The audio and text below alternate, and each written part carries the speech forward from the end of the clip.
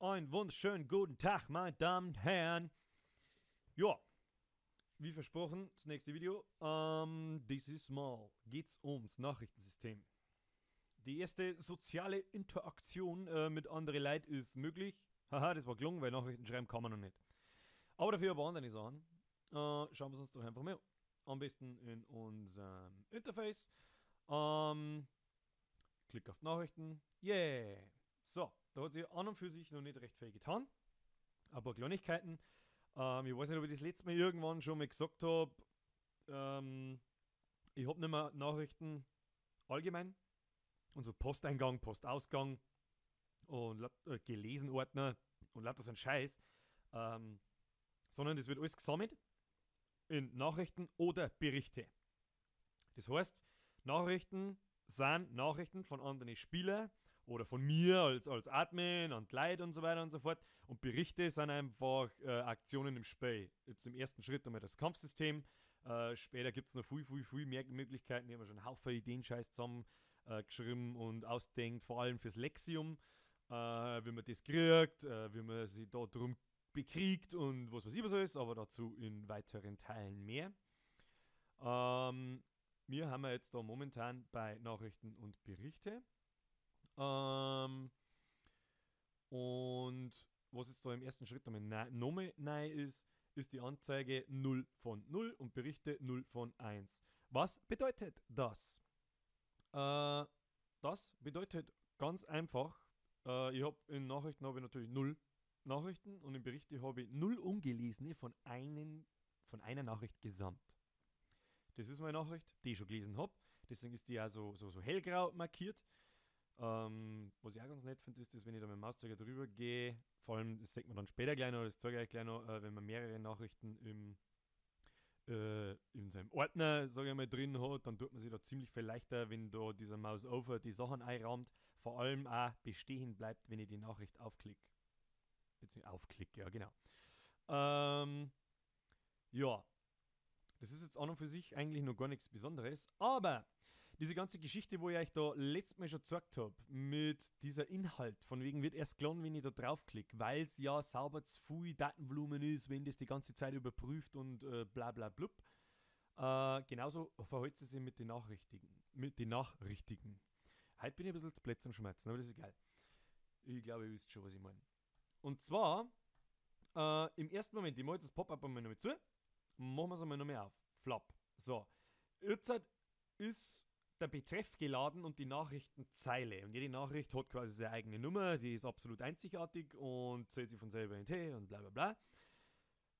Hinter diesem Element, das sie da aufklappen kann, steckt natürlich ein Nachrichteninhalt. Aber das Tolle daran ist, der lädt sich erst, wenn ich draufklicke.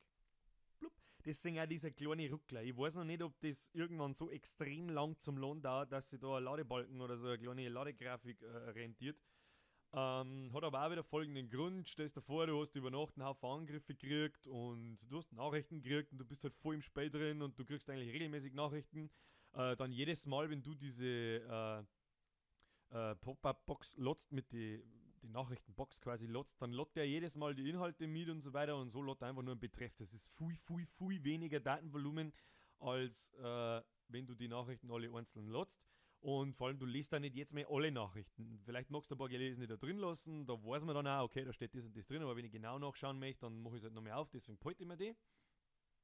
Und ja, deswegen ist es so, wie es ist. Außerdem macht es mir viel leichter. Später kommt dann jetzt dann im zweiten Schritt im Nachrichtensystem, da wird dann auch das Schreiben fertig, dass man eigentlich andere Spieler endlich einmal eine Nachricht schreiben kann, die dann da im linken Tab aufploppen. Die Aktualisierung alle 10 Sekunden wieder. Das ist dasselbe, ähnliche, das sind so laufende Aktivitäten, die müssen ständig abgefragt werden, alle paar Sekunden. Und wenn eine neue Nachricht kommt, dann soll die natürlich einmal da aufploppen, dass da dann auch blau ein Einser drin steht und wie das dann ausschauen wird, das funktioniert statisch schon, bloß die Aktualisierung gibt es in dem Sinn noch nicht. Dazu kopiere ich mir jetzt einfach einmal ein paar Nachrichten, das muss ich in meiner Datenbank erledigen. Ja, dann sollten wir uns da vielleicht einmal eine aussuchen, die an mich geht. Die kopieren wir einfach mal und setzen wir es auf ungelesen und dann kopieren wir es halt nochmal und setzen wir die ebenfalls auf ungelesen und dann kopieren wir es nochmal, setzen wir es auf ungelesen und machen wir daraus eine Nachricht, damit man das auch mal sieht. Ich weiß, wenn jetzt irgendein Programmierer da draußen sitzt, mein Programmcode ist nicht der allerschönste, ich bin ja kein verdammter Informatiker und ich nehme auch keine Frameworks her, ich schreibe alles von Hand selber. Sämtliche Techniken und so weiter, muss ich ganz ehrlich sagen, es ist echt nett, wenn da mal irgendjemand dabei ist, der irgendwelche Tipps gibt und so weiter und der sich da auch wirklich auskennt. Aber ohne Scheiß, ich habe einfach keinen Bock, mir irgendwelche Frameworks zum Lernen und so weiter. Ich mache das in meiner Freizeit, ich habe Spaß dabei und ich mag dann nicht zwangsläufig irgendeinen für mich einfach komplizierten Scheiß lernen. Ich habe in meiner Arbeit fake nur Stress und Klump zum Tor. Da habe ich einfach keinen Platz mehr in meinem Hirn für Neues oder für grundlegend Neues. Natürlich lerne ich immer wieder dazu, was diese jQuery und auch JavaScript-Geschichten und PHP und MySQL und was weiß ich, was alles sie betrifft. Aber ja, trotzdem bin ich sehr, sehr offen für Tipps und so weiter, wie wenn da irgendjemand dabei ist, der sich da damit auskennt. So war das jetzt nicht gemeint. Aber bitte nicht so eine Sachen wie, basiert das auf dem Cent-Framework oder was ich was da ist für ein Scheiß gibt. Ich weiß nicht mehr, was da gibt. Ich kenne mich einfach nicht aus damit. Völlig egal. So, wir haben uns jetzt da einen Haufen Nachrichten kopiert. Das aktualisiert sich jetzt halt noch nicht von selber. Das tut es aber dann. Kommt dann zum Beispiel eine neue Nachricht ein, dann erscheinen da einfach die zusätzlichen Zeilen und da erscheint dann, oh, ich habe einen ungelesenen Bericht, eine ungelesene Nachricht und so weiter und so fort. Funktioniert dann beim nächsten oder übernächsten Mal. Schauen wir mal. Das ist jetzt nicht so brutalst wichtig. Das Nachrichtensystem, das soll grundlegend im ersten Schritt einmal seinen Zweck erfüllen und das macht es eigentlich jetzt schon. Jetzt lassen wir es aber trotzdem einfach einmal rein. Sagen wir mal, in 10 Sekunden läuft das der Ticker ab. Neue Sachen da. Dann schaut es folgendermaßen aus. Plupp. Wir haben dann Nachricht, eine ungelesene von einen Nachricht in meinem Korb gesamt. Die ist dann auch blau. Dann haben wir 2 ungelesene Berichte von insgesamt 3. Und die sind auch farbig markiert. Das Ganze wird natürlich nach Datum sortiert. Die jüngsten Nachrichten sind ganz oben. Da ich die Nachricht jetzt einfach bloß kopiert habe, haben die aktuell alle denselben Zeitstempel und werden einfach dann, was weiß ich, nach was sortiert. Nach der heiligen laufenden Nummer. Keine Ahnung, ist egal. Auf alle Fälle, jetzt zeigt mir schon, was ich vorher gemeint habe mit der Einrahmung. Ich kann mit meinem Mauszeiger da drüber fahren und sehe genau, auf welcher Nachricht dass ich bin. Und wenn ich dann draufklicke, flupp, dann wird der Inhalt per Ajax, der wird schon geladen, ist er aktuell schon so. Und die Nachricht wird sofort auf gelesen gesetzt und wird ausgegraut, was halt noch nicht funktioniert. Das ist die Aktualisierung, wie ich es jetzt schon ein paar Mal gesagt habe. Jetzt steht immer noch 2 ungelesene von 3 da herin. Und das soll sich dann natürlich auch automatisch aktualisieren, wenn ich da irgendeine Nachricht liest. Dann soll da jetzt nur noch 1 drin stehen von 3 Nachrichten gesamt. Selbes bei den Nachrichten, da habe ich bloß eine, da waren wir schon drin, mache ich es auf. Haha, haben wir schon einen Fehler gefunden. Da wird es noch nicht als gelesen markiert. Allerdings bin ich mir ziemlich sicher, wenn ich es jetzt neu lade, dass es dann als gelesen gilt. Ja. Ja gut, funktioniert, weil ja immer ein Unterschied ist zwischen einem Bericht und einer Nachricht und das hat auch einen ganz bestimmten Grund, der kommt jetzt dann gleich ganz zum Schluss. Ich hoffe, dass ich es innerhalb von 10 Minuten schaffe. Warum das aufteilt wird und die letzte Funktion, die eigentlich schon funktioniert, ist noch die Löschen-Funktion. Die ist ganz simpel. Kommt dann jetzt ganz zum Schluss. Jetzt zeige ich euch noch ganz kurz, wie es ausschaut, wenn man zum Beispiel 2 Berichte gleichzeitig offen hat. Ich habe 2 Nachrichten gleichzeitig offen. Dann tue ich mir auch viel leichter, wenn ich mit dem Mauszeiger da reinfahre und das wird so blau am Rand. Dann sehe ich einfach genau, was gehört zusammen und komme nicht durcheinander. So, und jetzt denke ich mir, den Kampfbericht da, der interessiert mich nicht, den lösche ich jetzt, brauche ich nicht mehr. Dann drücke ich da drauf und dann verschwindet er. Und die wird ja tatsächlich schon gelöscht, weil wenn ich jetzt da wieder auf Aktualisieren gehe, plupp, haben wir natürlich 0 neue Nachrichten von einer und einen ungelesenen Bericht von 2 insgesamt. Da gehen wir wieder drauf, dann wird er wieder als gelesen markiert und das war's dann auch schon. Also die Nachricht ist tatsächlich gelöscht und passt. So, was hat das jetzt für einen Grund, warum Nachrichten und Berichte getrennt sind? Zum einen finde ich, haben Berichte viel, viel wichtiger als Nachrichten von Spielen. Und ich sehe gerade, ich schaffe es wieder überhaupt nicht auf 10 Minuten, aber ist egal. Ähm,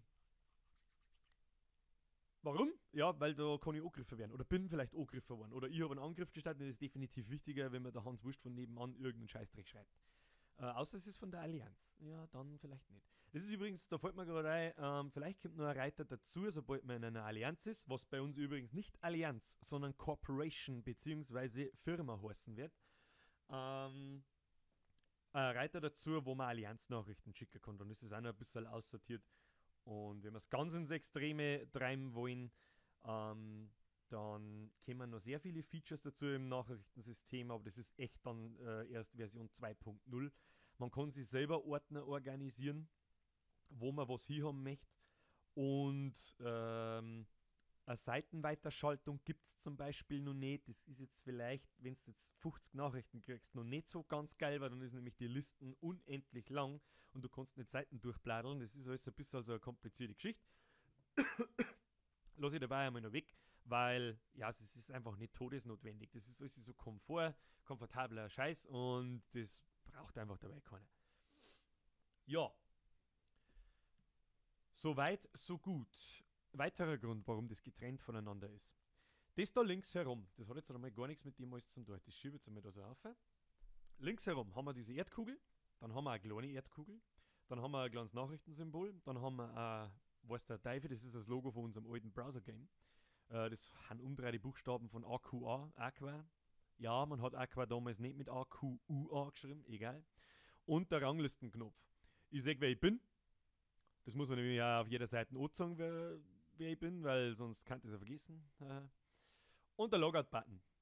So, dieser kleine Logout-Button, habe ich mir gedacht, der hat da eigentlich überhaupt nichts verloren. Beziehungsweise dieses ganze Interface da herum ist vollkommener Dünnschiss.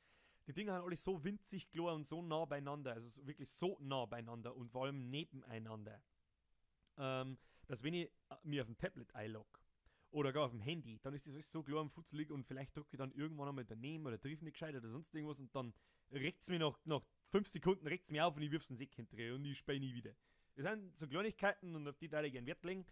Zum Beispiel ist dann nämlich auch dieser Logout-Button da in der Natten und wenn du bloß einen halben Zentimeter daneben druckst, vor allem auf dem Handy, dann lockst du aus und dann nimm ich das Handy und schmeiß in die nächste Mülltonne und Schuld dafür gebe ich mir, weil ich jetzt in den Logout-Button woanders hinzumachen.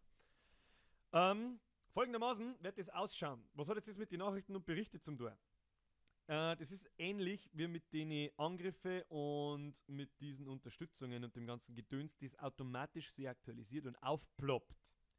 Ich möchte haben, dass wenn ich das Nachrichtensystem gerade nicht off habe, dass ich trotzdem sehe, wie viele ungelesene Nachrichten und vor allem wie viele ungelesene Berichte habe ich da drin.